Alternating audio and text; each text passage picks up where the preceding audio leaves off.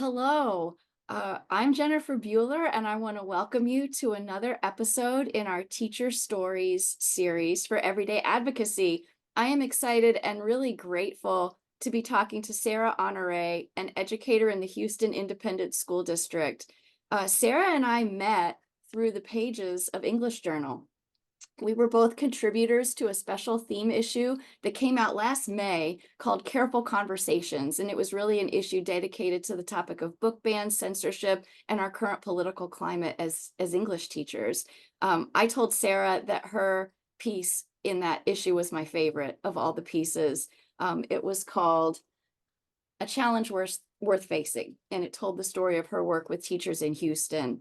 So before I go on, Sarah, could you introduce yourself to me and the viewers and just speak a little bit more about your work and your role in Houston? What is your actual job in Houston now? Of course, I'm happy to. So I am a longtime educator.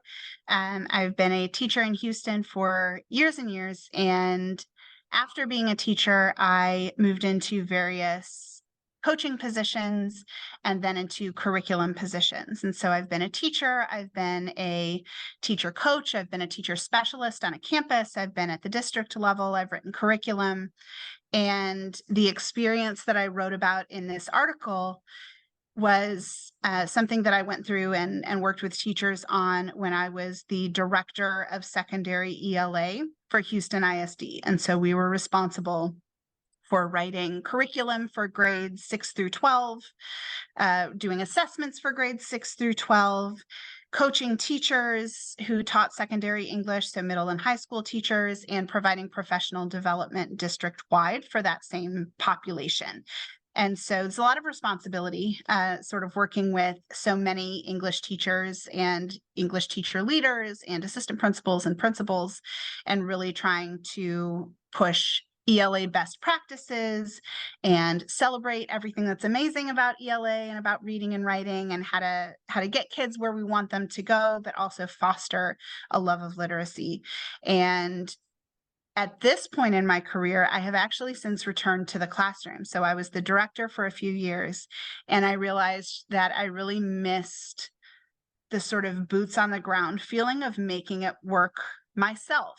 I had done a lot of coaching, I had done a lot of curriculum writing, I had given people things, I had trained people on things, and I really missed, every time I was writing a professional development or every time I was writing a lesson, or every time I was, coaching teachers, I would be, it was just, I was like, it would be so fun to do this. And like, here's how I could make this work. And here's how we could, here's how we could make this fun and engaging for students. And so I missed it so much that I went back into the classroom. And so this is my second year back in the classroom. I'm teaching ninth grade English. And so I just ushered a group of them out of the door. They got a new book today for our new unit that they're all really excited about. And so, yeah, it's really nice to be back in the classroom and really putting all of the things that I've been celebrating and encouraging people to do into practice. That's so great. And kudos to you for returning to the classroom, right? That's such crucial work. And you bring a particularly rich perspective on it because you've held these other roles, including leadership roles, at a time when state laws were just beginning to be passed, particularly in Texas, but also in my home state of Missouri, that were intended to restrict teachers' ability to teach and students' ability to access books, particularly diverse books. So I wonder if you could talk a little bit about what it's been like for you to teach in that climate. Is this year easier or harder than last year? What's sort of the temperature in Texas right now? So I can talk a little bit about the temperature in Texas. And I can talk a little bit about the temperature in Houston ISD specifically. So a lot of what is happening in Texas is what you're seeing in the news, and it's similar to what is happening in states all over the country. In Florida, in Oklahoma, I did a session with the Oklahoma NCTE group last year that sort of circled around the same experience that I wrote about in the article, which was how to prepare for book challenges and how to address that conversation with your English department and how to prepare yourself to have those difficult conversations. And so these things are happening sort of across the state of Texas. We have nearby neighboring districts that have experienced book challenges and book bans. So Katy ISD is right next door to us, and they had Jerry Croft, who was the author of New Kid, on schedule to come and speak to a school or a group of schools. And because of a challenge, they canceled that visit, and there were pulled the books off the shelves, and it was a whole big deal, made the news. And at that time I was the director. And so I posted possibly a snarky tweet that's like, we are so excited to have this book in our classroom libraries, which was maybe not, shouldn't have should have pulled back on the snark a little bit. But in HISD, we've really been in the past, really fortunate and really blessed to have a rich literacy program where we really encourage classroom libraries. So several years ago, probably 7, 8 years ago now, HISD actually funded diverse classroom libraries for every secondary ELA classroom. And so the curriculum team went through and curated these selections, making sure that they included a variety of perspectives, a variety of authors from different backgrounds, different viewpoints, all of those things, recently published texts, so pulling away from the traditional canon. And so HISD was really at the forefront of that work for quite a while. And I think that work has become muted now for a number of different reasons. I think it's become muted because of the larger climate in Texas. But it's also become muted because there's not as much funding going toward that program. So the literacy program was a really big push when it initially happened, and we were training teachers on, here's how to use these diverse books, and here's how to include these diverse texts, and here's how to build time for independent reading into your classroom, and to make sure that that's happening every day. And so when we were on campuses, we were coaching teachers and assistant principals and principals, like, here's how to really have this supported independent reading time where you're checking in with kids about what they're reading, and you're conferring with them and doing all these amazing things to make sure that kids get their hands on books that they connect with and that are important to them. And in the years since then, and I think some of it was the pandemic, the pandemic threw us all for a loop, and things that were important and were a focus, sort of take a back seat to the fact that we're trying to keep everybody safe and just keep kids learning anything, online. And it's sort of been fading away since then. And we recently have experienced a state takeover, where the state of Texas removed our superintendent and our school board and replaced them with an appointed superintendent and an appointed board. And they part of his push is to take the funding from the libraries of some of the campuses and put it elsewhere. So some campuses lost their libraries and their librarians. And so it's been sort of a very fraught time this year for librarians and libraries and ELA teachers. And so it's been an interesting time. I personally have been really fortunate to be at a campus that will fund my book orders, will let me buy books.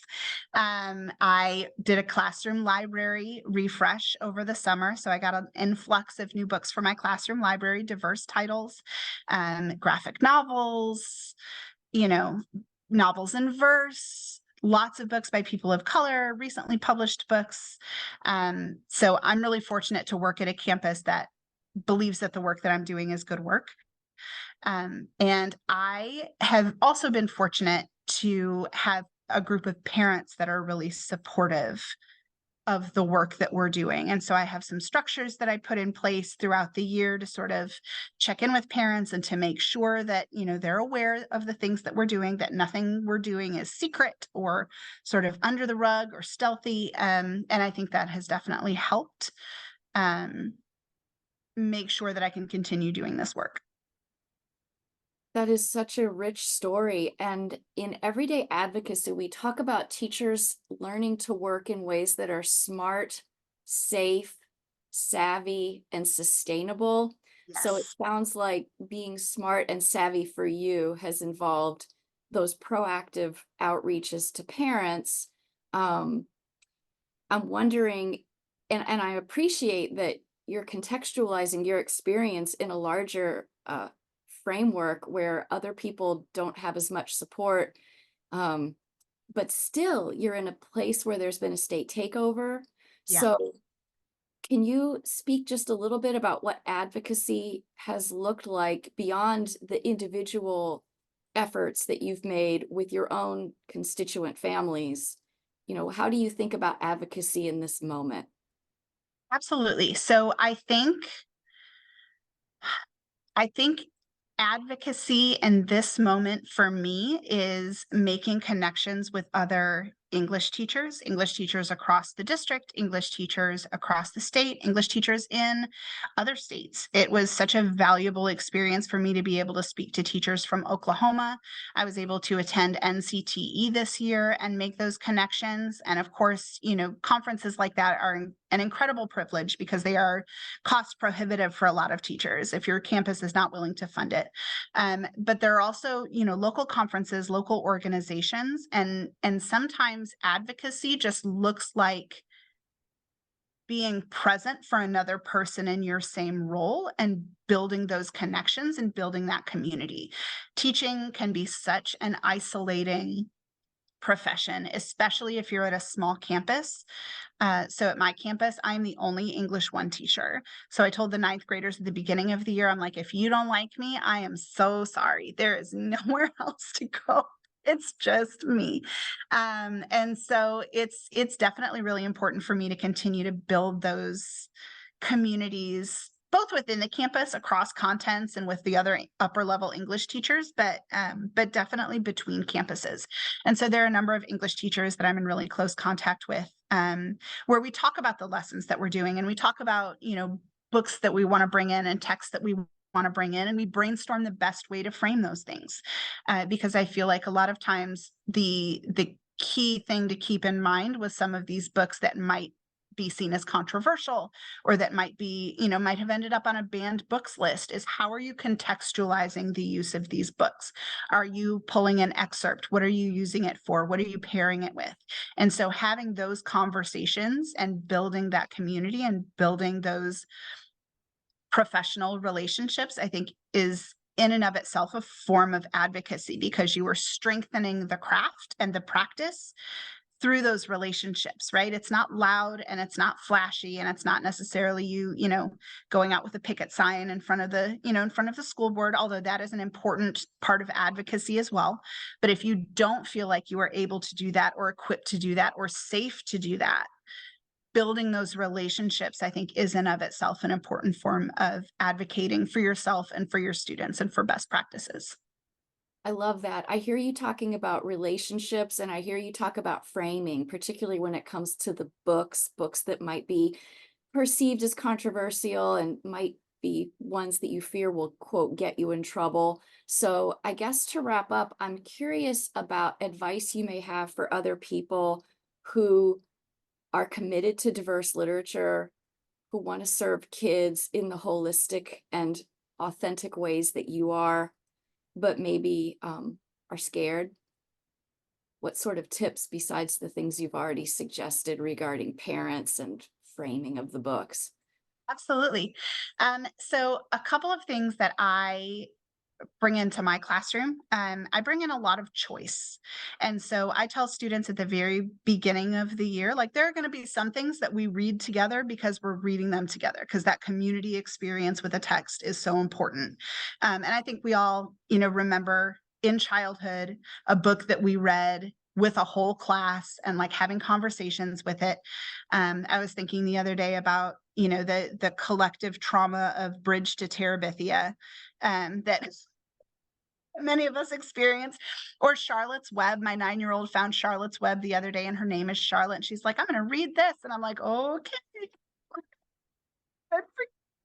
Um, and so I let them know that, there are going to be some texts that we read all together because I want us to have, the experience together.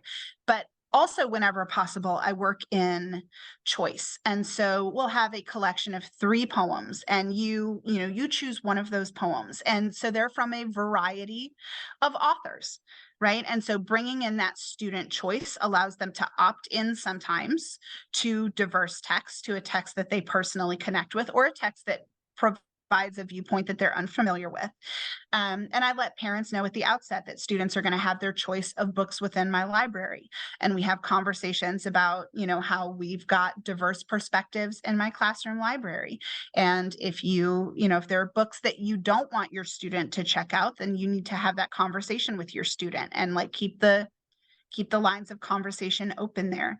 And so I feel like that choice helps a lot, and giving them options, and then they feel better about what they're choosing. They feel like they have some control, which teenagers like. But it also means I'm able to slip in a wider variety of texts, right? So instead of a full class poem, you choose one of these 3 poems and you work through it independently. And then you get together with a small group that also chose that poem and have a conversation about it. Um, that's been really helpful to me. So right now, the book that they just got today was Long Way Down by Jason Reynolds, which is just phenomenal, just a gut-wrenching, beautiful piece of work. And we do something which I didn't realize last year was unusual, but so many people have told me that it's an unusual pairing. We pair it with Romeo and Juliet.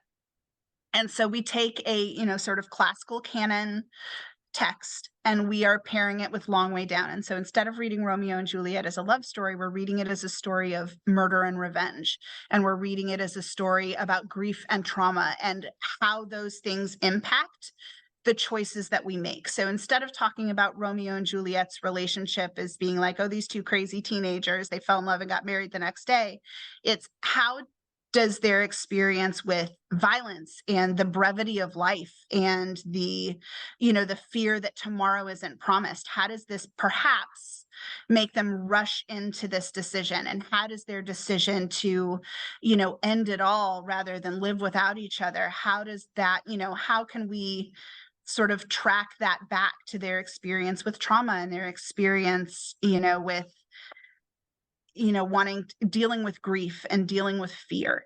And so we partner those things with Long Way Down. And so I think Long Way Down has ended up on some lists, whereas Romeo and Juliet seems to be free and clear, when I think that Romeo and Juliet is on some levels the more controversial of the 2. Like we're going to read scene 1 next week where they're talking about maidenheads, which is I mean, a lot of Shakespeare is a bunch of dirty jokes strung together with iambic pentameter. Nobody's talking about Shakespeare. And so we're putting these 2 books in conversation with each other. And so that's another thing I think really helps is, if you have to teach classic texts, because we've got a lot of teachers who are locked into the traditional canon. Like at this school, we teach these 4 texts freshman year. We teach these 4 texts sophomore year. Look for ways to fit in more contemporary texts. So how can you take a poem by a Black author, or a poem by a Muslim author, or an excerpt from a young adult book that offers a fresh perspective? And how can you partner those little excerpts with these central, bigger core texts that you're being asked to teach? I think that helps as well. And again, and I talk about this in my article, is just finding ways, making sure that the text that I'm choosing, that I have standards underneath them supporting them, right? That I'm not just choosing this book because it's by this author or because it deals with this situation, but because we're going to use it to address this collection of standards. And I feel like having those conversations with standards backing them up makes it a much richer conversation if you have to come to the table and defend your book, by being able to say, this is actually what we're using it for. And this excerpt and this excerpt and this excerpt will really support students as they work on these skills. I am so inspired by the way that you're framing Long Way Down and Romeo and Juliet as someone who taught that play for many years. That's the smartest take on Romeo and Juliet I've heard in a really long time. So Sarah, I Yeah. just hats off to you. Thank you so much. We have fun doing it. The kids are really excited. Oh, all right. I want to say thank you and wrap up now, but I want to let our readers, our viewers know we'll link to your article. Are there any other websites or social media handles that we could link to if people want to find out more about the work you're doing? Sure. So I am on, I'm going to keep calling it Twitter, at Teach with Honore. So I'm there. You can find me there. I don't tweet as much as I used to, but I do try whenever we do fun stuff. I try to tweet about it. I have some past tweets that reference the unit that I just talked about specifically, the pairing of Romeo and Juliet and Long Way Down. And so that's there. And you can always email me. My email address. Do you want me to just say my email Sure. address? Okay. My email address is sassenma@yahoo.com. If anybody wants to reach out and brainstorm, or if they are, alone at a school in the middle of nowhere and don't have a community, or want to buddy up, I'm always happy to do that. I'm always happy to expand my professional network. All are welcome. Thank you so much, Sarah. I loved this conversation. Take care. Thank you.